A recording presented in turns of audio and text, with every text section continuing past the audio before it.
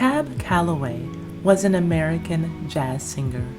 He was a band leader, a dancer, and an actor. He is one of the biggest names of the Harlem Renaissance era, and like many of his Harlem Renaissance contemporaries, his name is widely associated with the Cotton Club. But the Cotton Club is only correctly associated with the early days of his entertainment career. Cab Calloway is a man who had a music career that lasted for more than 6 decades. He was an innovator. We're talking about a man who wrote his own hepster's dictionary that was released in 1938. A quick study of his dance moves lets you see that without Cab Calloway, there would have been no James Brown, or Michael Jackson, or Prince. Without his hepster influence, there could be no hip-hop. A true original, Cab Calloway was and is legendary. But let's take this back to the Cotton Club. In my most recent video, we talked about Duke Ellington and how he and his band were the featured band there in the late 1920s. Well, after Duke's band gained notoriety, they left the Cotton Club so that they could go on tour and Duke could film a movie. So, starting in 1930, Cab Calloway and his band were hired to replace him. In a short amount of time, his band became the Cotton Club House Band. These two men have a lot in common.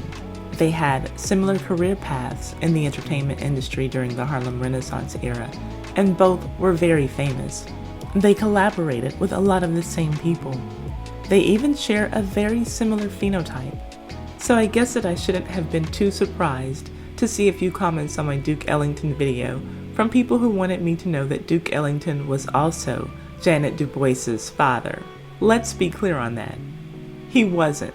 Janet Du Bois, or Dubois if you prefer to use the French pronunciation, aka Willona from Good Times, her father is Cab Calloway. That is a story that was first uploaded by one of my YouTube mentors, Layla Lynn. In case you haven't seen that video, I'll post a link to it in the description box. Now, back to Cab Calloway and Duke Ellington. All of the similarities that I mentioned that they have, those are correct. But today, the focus is about one of their differences as band leaders at the Cotton Club. The Cotton Club's motto describing their chorus girls was, tall, tan, and terrific. Not only was it their motto, it was their policy. The Cotton Club women dancers were required to be at least 5 feet tall, at most 21 years old, and at their darkest, paper bag brown. They were required to have light skin.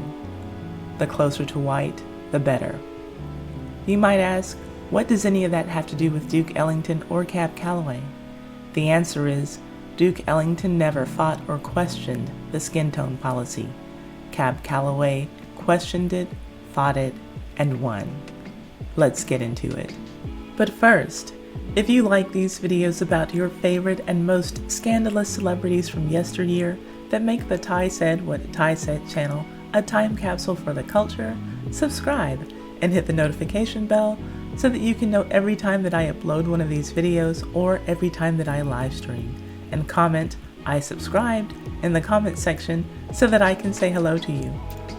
Now, on to why you are here. The Cotton Club opened in 1923. From that year until the year that it closed in 1940, blacks, multiracial, and biracial people in America who wanted to make a name for themselves in show business knew that making it to the stage of the Cotton Club would give them a good chance. Duke Ellington, who is often called the father of jazz music, made a name for himself at the Cotton Club. When his name got so big that it was time for him and his orchestra to tour the nation and then the world, Cab Calloway was hired at first on a temporary basis, but ultimately to fill his shoes full-time. Surely this would have been a smooth transition for everyone involved. Prior to being hired on at the Cotton Club, Cab Calloway was the band leader at another swanky nightclub in Harlem, the Savoy Ballroom.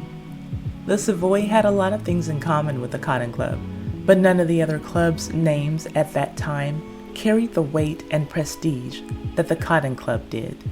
Nevertheless, People went to both clubs to drink alcohol, listen to great music, dance, and see shows. Cab Calloway knew how to give an audience great music and a really great show, so this could have been a very smooth transition for him. The owner of the Cotton Club, Oni Madden, just needed to give his high-earning, predominantly white audience a show that was as good as they were getting before. Cab Calloway could certainly do that. Most people who know the genre say that Cab Calloway was a much more entertaining showman than Duke Ellington was. So, smooth transition, right? Speaking of the audience, when they saw Cab Calloway, they weren't seeing anyone who was very different from Duke Ellington physically. So, even with Duke Ellington gone, club business could continue without missing a beat. Smooth transition, right? Well, the transition from Duke to Cab could have gone through without any bumps in the road had it not been for one stipulation that the Cotton Club had for its chorus line dancers. They had to be tall, 5 feet and 6 inches or taller. No problem. They had to be young, 21 years of age or younger. No problem. They had to have light skin, lighter than a paper bag. That was a problem for Cab Calloway. When he was leading his band at the Savoy Ballroom, they were called Cab Calloway and the Missourians. He had his own chorus girls too. They were called his chocolate bunnies, and the chocolate that Cab was serving in his shows looked like milk chocolate, not the white chocolate that was on the menu at the Cotton Club. To give you an idea of what the typical Cotton Club chorus girls looked like, girls who lived up to their tall, tan, and terrific slogan, here are 2 celebrity women who actually got their first big breaks in their show business careers as Cotton Club chorus girls. Lena Horne at the age of 16 and Dorothy Dandridge at the age of 14. So yes, the Cotton Club had a limit on how old the dancers could be, but perhaps no limits on how young they were allowed to be. But that's a topic that we'll discuss for another time when we take a look into other problematic practices employed at the Cotton Club in an upcoming video. But anyway, if you take a look at Lena Horne and Dorothy Dandridge, you have an idea of how a Cotton Club chorus girl was expected to look. So, Cab Calloway and his band had the sound that the Cotton Club wanted, but his dancers didn't have the look required to be hired on at the club. What was Cab to do? He demanded that his chocolate bunnies be allowed to perform on stage with him. When Cab told club management that he wanted his dark-skinned chorus girls to be on the stage with him, he was immediately met with resistance. The Cotton Club's stance was simple. They did not want dark-skinned chorus line dancers gracing their stage. But Cab Calloway wasn't taking no for an answer. Ironically, when Cab showed up to start work at the Cotton Club in 1930, the name of the revue that he and his orchestra brought there was called the Brown Sugar Revue. Cab was determined that the sugar would stay brown, and he had all of the advantages on his side going into this arrangement. Remember, Cab was already employed and doing very well for himself at the Savoy Ballroom. No, its name didn't carry the same weight as the Cotton Club, but the money was good, and Cab had made a name for himself there. And also remember that Duke Ellington was now leaving the Cotton Club. Could the Cotton Club afford to lose Duke after all of his years there, and Cab Calloway before he even started? Maybe Cab Calloway considered these things and more before he gave the Cotton Club an ultimatum. Allow my chocolate bunnies to dance on stage with me, or I am walking. Period. So, the Cotton Club caved, not out of any desire to promote dark-skinned women, but because they needed a band. Following Duke Ellington's departure, they needed a great band. And they got a great band under Cab Calloway's leadership. Many would say an even better and more exciting band. And a group of dark-skinned chorus girls got the opportunity to dance at the world-famous Cotton Club, and everything that came along with it. Greater exposure and the best pay in town for black chorus girls. The women who performed at the world-famous Apollo Theater in Harlem only earned a fraction of what the Cotton Club dancers earned. But the Cotton Club still made clear just what they preferred to see their chorus girls look like. Take a look at this menu that is part of a program from Cab Calloway's tenure at the Cotton Club. I don't know how well this will show up on screen, but on the wine list page there is a section for cocktails. In that section is a cocktail called Tall, Tan, and Terrific, a clear nod to the tan chorus dancers of Duke Ellington's days at the Cotton Club. Anyway, Cab's chocolate bunnies stayed with him at the Cotton Club for his entire residence. When the Cotton Club closed its doors for good in 1940, Cab Calloway moved his orchestra to Club Zanzibar, where they made some of their finest live recordings. Now, before anyone takes things too far, because I can already see the comments coming. If Cab is Wallona's father, and he wanted dark-skinned women on stage with him, Cab loved him some chocolate. Blah, blah, blah. I can only say this. I think that it is commendable that he took a firm stance against the Cotton Club ownership and management to say, you're not going to discriminate against my dark-skinned dancers.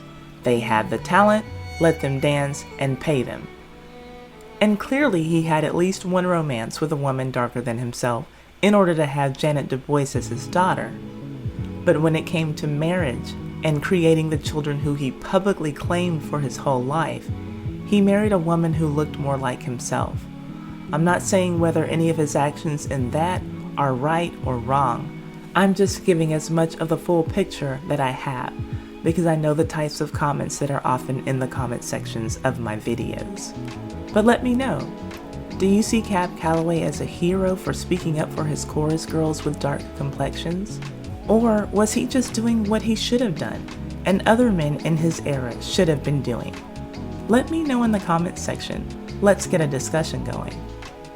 If you haven't seen my Duke Ellington video that I referenced earlier, you can see it here. I will leave a link in the description box as well.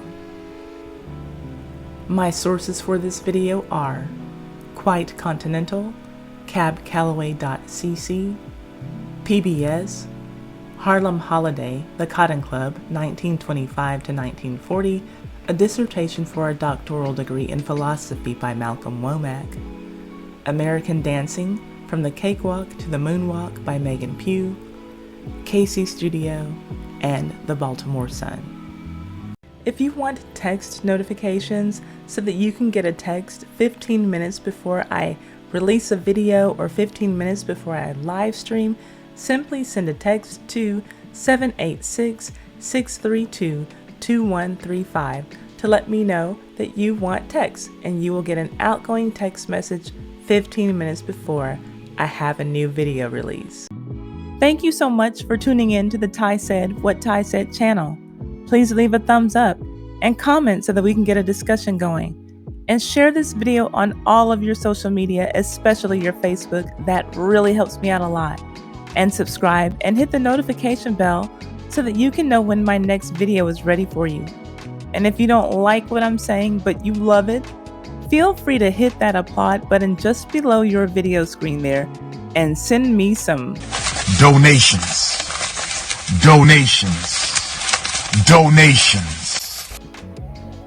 Yeah, baby. See you on the next video.